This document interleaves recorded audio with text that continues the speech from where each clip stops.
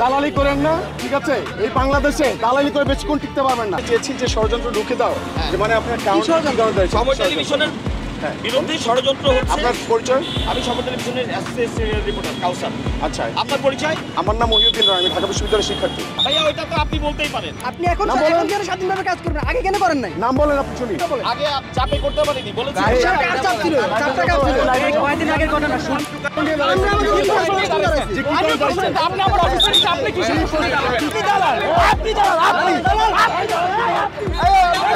একজন এই দেশের নাগরিক, আপনার কাছে আমি প্রশ্ন করতে পারি। এখন কথা হচ্ছে কি ষড়যন্ত্র, সেটা একটু বলেন তো। সময় টিভির বিরুদ্ধে ষড়যন্ত্র হচ্ছে। বলছি, শেষ করতে দেন।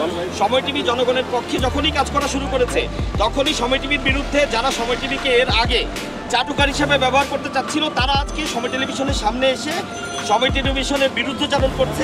এদিকে সময় টিভির সাংবাদিকদের সাথে ঢাকা বিশ্ববিদ্যালয়ের ছাত্র মহিউদ্দিন রনির সাথে তর্ক বিতর্ক লেগে রাস্তায় জ্যাম সৃষ্টি হয়।